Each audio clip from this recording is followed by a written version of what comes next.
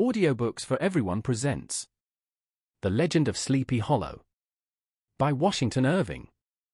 Full book summary.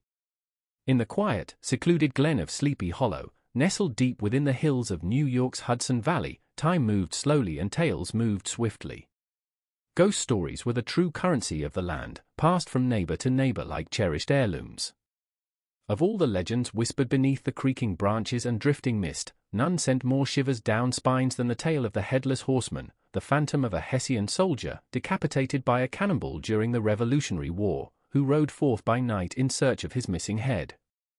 Into this eerie and enchanted place came Ichabod Crane, a lanky, awkward schoolteacher from Connecticut. With his long limbs, large ears, an appetite for food and superstition alike, Ichabod was a man both comical and curious. He arrived to teach the children of the Hollow, earning a modest living, and boarding from house to house among the farming families, whom he entertained with gossip, charm, and his talent for singing psalms.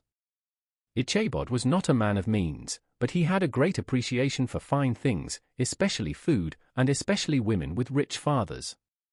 So when his eyes fell upon Katrina Van Tassel, the daughter of the wealthy farmer Boisterous Van Tassel, he was immediately captivated.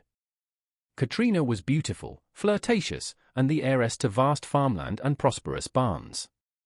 Winning her hand, Ichabod believed, would be the key to escaping his meager existence.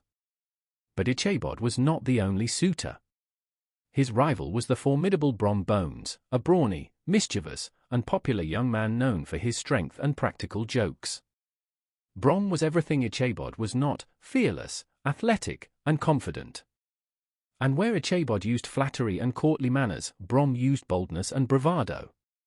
The two men silently waged war for Katrina's affection, though she seemed to enjoy the rivalry more than she let on. Ichabod pressed on, undeterred by Brom's tricks and intimidation. He often dreamed of inheriting the Van Tassel fortune and imagined himself the master of their fine estate. When Boisterous Van Tassel announced a grand harvest party at his home, Ichabod saw his chance. Dressed in his finest, though still shabby, attire and riding a borrowed, bony horse named Gunpowder, Ichabod set off for the party, heart full of hope. The evening was filled with merriment, music, dancing, laughter, and tables piled high with Dutch delicacies that made Ichabod's mouth water. He danced with Katrina and lingered near her side, convinced that he was making a strong impression. Later, the guests gathered by the fire to share ghost stories. Brom Bones, ever the entertainer, spoke with relish of his own encounter with the Headless Horseman, claiming to have raced the spectre and barely escaped. Ichabod, deeply steeped in superstition and now nervous from the tales, left the party late that night, his head spinning not just from fear but from heartbreak. Something had changed during the evening. Katrina had turned cold. Whether she had been toying with him or had chosen Brom, Ichabod would never know. But he left the Van Tassel estate dejected and humiliated. As he rode home alone through the dark woods, Ichabod's imagination began to run wild. Every shadow seemed to move, every sound echoed with menace. He recalled the terrifying stories he'd heard, especially that of the Headless Horseman. When he reached a gloomy stretch of road near a haunted tree and a brook said to be cursed, he saw a massive, dark figure blocking the path. It was a horseman, silent, ominous, and mounted on a great black steed. The figure said nothing. When Ichabod tried to speed up, so did the stranger. When he slowed, the rider matched his pace.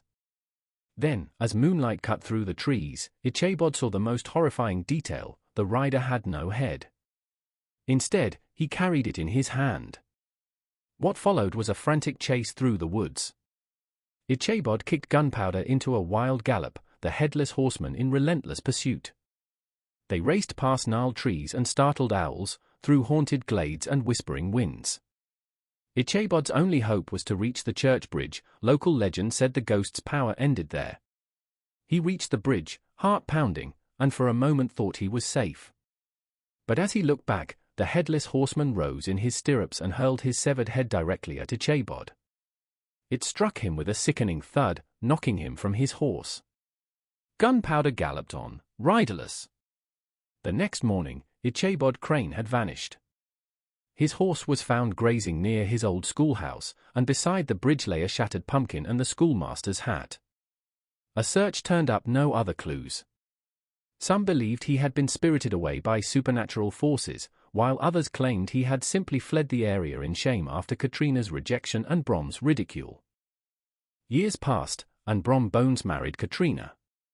He laughed a little too heartily whenever the story of Ichabod's disappearance was told, especially when the pumpkin was mentioned. The townsfolk nodded, smiled, and lowered their voices when walking past the haunted glen. And so the legend lived on.